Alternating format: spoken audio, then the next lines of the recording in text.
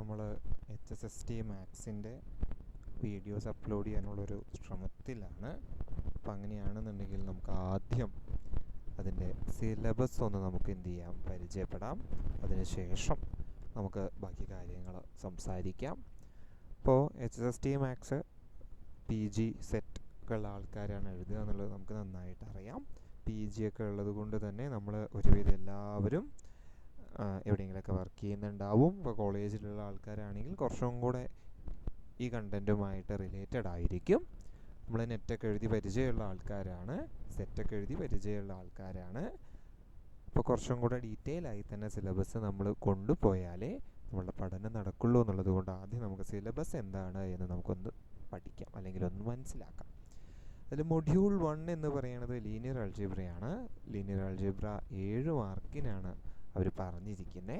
Linear അൾജിബ്രയിൽ സാധാരണ PGക്ക് പറയുന്ന ഒട്ടുമിക്ക എല്ലാ ഭാഗങ്ങളും ഇതിൽ പറയുന്നുണ്ട്. വെക്റ്റർ സ്പേസ് മുതൽക്ക് ക്വാഡ്രാറ്റിക് ഫോം വരെയുള്ള ഒട്ടുമിക്ക ഭാഗങ്ങളും എവിടെ പറയുന്നുണ്ട്, നമ്മളുടെ സിലബസിൽ അവർ പറയുന്നുണ്ട്. 2ഉം 3ഉം മൊഡ്യൂളുകളായിട്ടാണ് നമ്മുടെ അബ്സ്ട്രാക്റ്റ് അൾജിബ്ര എന്ന് പറയുന്ന റിയൽ അനാലിസിസ് എന്ന് പറയുന്ന ഭാഗം വരുന്നത്. 7ഉം 14 മാർക്കിനപ്പോൾ എന്ത് ചോദിക്കും എന്ന് നമുക്ക് പ്രതീക്ഷിക്കാം, റിയൽ അനാലിസിസ് ചോദിക്കും എന്ന് നമുക്ക് പ്രതീക്ഷിക്കാം. ഇപ്പോൾ റിയലിൽ എന്തൊക്കെയുണ്ട് ചോദിച്ചു കഴിഞ്ഞ് കഴിഞ്ഞാൽ സീക്വൻസ് മുതൽക്ക് സീക്വൻസ്, അതിൻ്റെ കണ്ടിന്യൂറ്റി, എല്ലാ കാര്യങ്ങളും, കൺവെർജൻസ്, ഡൈവർജൻസ്, ഡബിളും ട്രിപ്പിളും റീമാൻ ഇൻ്റഗ്രൽസും എല്ലാം ഇൻക്ലൂഡ് ചെയ്തിട്ടുള്ളതാണ്. അതുപോലെ തന്നെ അതിൽ ലെബേക്ക് മെഷർ പറയുന്നുണ്ട്, മെഷറിൻ്റെ കുറച്ച് ഭാഗങ്ങളും. പിന്നെ അതിൽ beta and gamma functions, beta ഫംഗ്ഷനുകളെക്കുറിച്ചും ഗാമ ഫംഗ്ഷനുകളെക്കുറിച്ചും ഫൊറിയർ സീരീസിനെ കുറിച്ചും പറയുന്നുണ്ട്.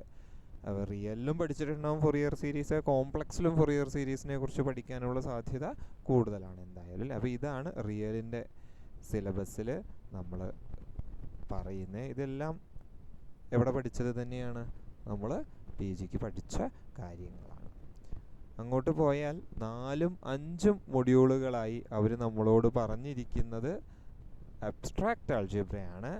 Abstract algebra 7 plus abstract algebra 7, module 4ഉം 5ഉമായി അബ്സ്ട്രാക്റ്റ് അൾജിബ്ര പറഞ്ഞിട്ടുണ്ട്. 7ഉം 14 മാർക്കിനാണ് അബ്സ്ട്രാക്റ്റ് പറഞ്ഞിട്ടുള്ളത്.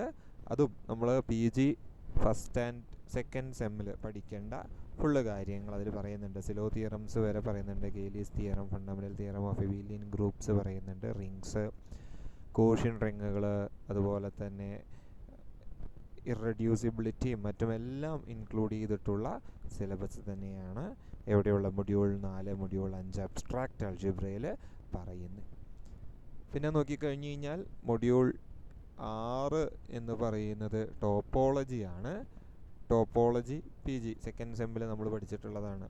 ടോപ്പോളജി എന്ന് പറയുന്നത് metric space, continuity, separation axioms ഒക്കെ പറയുന്നുണ്ട്, കോമ്പാക്ട് സ്പേസ് എല്ലാം അല്ലേ. നമ്മൾ ബേസിക് ആയിട്ട് തിയറം, പ്രൂഫ് പഠിക്കുക എന്നുള്ളതല്ല, പ്രൂഫിനുള്ളിലൂടെ നമ്മൾ ചെന്ന ആവശ്യമുള്ള എല്ലാ കാര്യങ്ങളും പഠിച്ചെടുക്കുക എന്നുള്ളതൊക്കെയാണ് അവിടെ നമ്മൾ ഉദ്ദേശിക്കുന്നത്. അതും 7 മാർക്കിനാണ് പറഞ്ഞിട്ടുള്ളത്.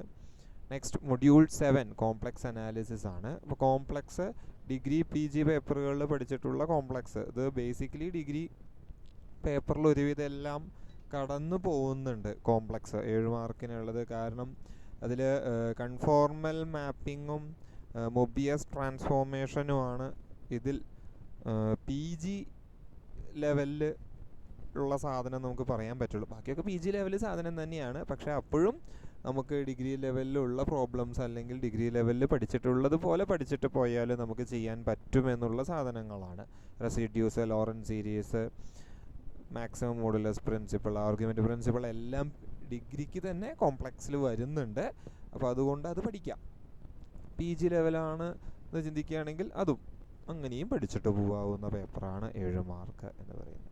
നെക്സ്റ്റ് ഫങ്ഷണൽ അനാലിസിസ് ആണ്. ഫങ്ഷണൽ, നോംഡ്, ലീനിയർ, 2 സെമ്മിൽ നമ്മൾ പഠിച്ചിട്ടുള്ളതാണ് ഫങ്ഷണൽ.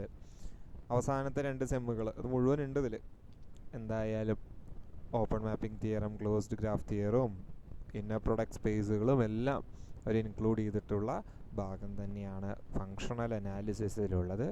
പിന്നെ നമ്മൾ ഒഴിച്ചുകൂടാൻ പറ്റാത്തൊരാളാണ് ODE-PD അല്ലെ. ഓർഡിനറി ഡിഫറൻഷ്യൽ ഇക്വേഷനും partial differential ഇക്വേഷനുമാണ്.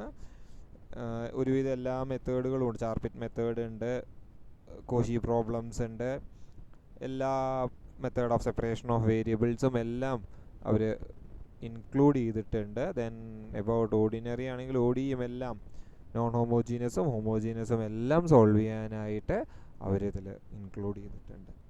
Next theory of numbers ആണ്. തിയറി ഓഫ് നമ്പേഴ്സ് എന്ന് പറയുമ്പോൾ നമ്മൾ ചിന്തിക്കേണ്ടത് ഇത്ര മാത്രമേ ഉള്ളൂ. ഇത് ഡിഗ്രി ലെവൽ പണ്ടത്തെ 2020 കാലത്ത് 2017-16 വർഷങ്ങളിലൊക്കെ ഡിഗ്രി പഠിച്ചിട്ടുള്ള ആൾക്കാർക്ക് അറിയാം, linear algebra and number theory എന്ന് പറയുന്ന തിയറി ഓഫ് നമ്പേഴ്സ് എന്ന് പറയുന്ന ഒരു പേപ്പർ ഉണ്ടായിരുന്നു. ആ തിയറി ഓഫ് നമ്പേഴ്സിലുള്ള കണ്ടൻ്റ് ആണ്, ഡിഗ്രി പേപ്പറിൻ്റെ കണ്ടൻറ് തന്നെയാണ് ഇത്. PG ലെവൽ ചിന്തിക്കണമെന്നില്ല. PGക്ക് നമ്പർ തിയറി ഉണ്ട്, പക്ഷേ അത്ര പോലും എന്ത് ചെയ്യണമെന്നില്ല, ചിന്തിക്കണമെന്നില്ല. അപ്പം ഇത്രയും കാര്യമാണ്. അങ്ങനെയാണ് 10x7, അങ്ങനെയാണ് 70 മാർക്കാണ് നമ്മുടെ സിലബസിൽ HSSTയുടെ പോർഷൻസ് പറയുന്നത്. പിന്നെ അങ്ങോട്ടുള്ള 30 മാർക്ക് നമുക്കറിയാം ബാക്കിയുള്ള ഭാഗങ്ങളാണ്. Research methodology and teaching aptitude എന്ന് പറയുന്ന ഭാഗങ്ങളാണ്. നമ്മൾ BEdന് പഠിച്ചിട്ടുള്ള കാര്യങ്ങളാണ് റിസർച്ച് ആപ്റ്റിറ്റ്യൂഡ്. പിന്നെ വരുന്നൊരു 10 മാർക്ക് എന്ന് പറയുന്നത് കോൺസ്റ്റിറ്റ്യൂഷനുമായി ബന്ധപ്പെട്ടിട്ട് ഉള്ള കാര്യങ്ങളാണ്. പിന്നെ റെനിസൻസ് ആണ്. ബാക്കി ഓരോരോ കാര്യങ്ങൾ, ആൾക്കാരുടെ പേരും നമ്മൾ ശ്രീനാരായണ ഗുരു ഒക്കെ പഠിച്ചിട്ടില്ലേ, അത്തരത്തിലുള്ള കാര്യങ്ങളാണ് അവിടെ പറയുന്നത്. ആൾക്കാരെ കുറിച്ചും എല്ലാം നമ്മൾ പഠിക്കണം. പിന്നെ കറണ്ട് അഫയേഴ്സും ജനറൽ നോളേജുമാണ്. അങ്ങനെ മൊത്തത്തിൽ 100 മാർക്കിൻ്റെ ഇതാണ് നമ്മുടെ ഈ സിലബസിലുള്ളത്. നമ്മൾ 70 മാർക്ക് നമ്മുടെ കണ്ടൻറ്റാണ്. നമ്മൾ കൂടുതലും കണ്ടൻറ് ഓറിയൻറ്റഡ് ആയിട്ട് പഠിച്ചിട്ട് പോകുന്ന ആൾക്കാരാണ് മാത്സുകാർ എന്നുള്ളതുകൊണ്ട് നമ്മൾ കണ്ടൻറ്റ് കുറച്ചും കൂടെ അടിത്തറ വരുത്തിക്കൊണ്ട് തന്നെ പഠിച്ചു പോകേണ്ടതാണ്. ഇവിടെ ഞാൻ പരമാവധി ഒരുവിധം എല്ലാ ഭാഗങ്ങളും എടുക്കാനായിട്ട് ശ്രമിക്കുന്നുണ്ട്.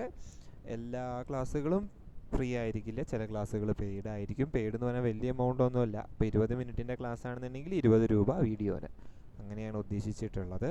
അപ്പോൾ മാക്സിമം എല്ലാവരും സപ്പോർട്ട് ചെയ്യുക, മാക്സിമം എല്ലാവരും ക്ലാസ് കാണുക, സംശയങ്ങളുണ്ടെങ്കിൽ ചോദിക്കുക. ഞാൻ തുടങ്ങുന്നത് മൊഡ്യൂൾ 7 കോംപ്ലക്സ് അനാലിസിസ് വെച്ചാണ്. അതിനിടയിൽ കൂടെ ടോപ്പോളജി, അങ്ങനെ ബാക്കിയുള്ള പേപ്പറുകളും കൂടെ ഇടയിൽ കൂടെ അപ്ലോഡ് ചെയ്യാനായിട്ട് ശ്രമിക്കും. എന്തെങ്കിലും കാര്യങ്ങൾ സംശയങ്ങളുണ്ടെങ്കിൽ പറയുക. Thank you.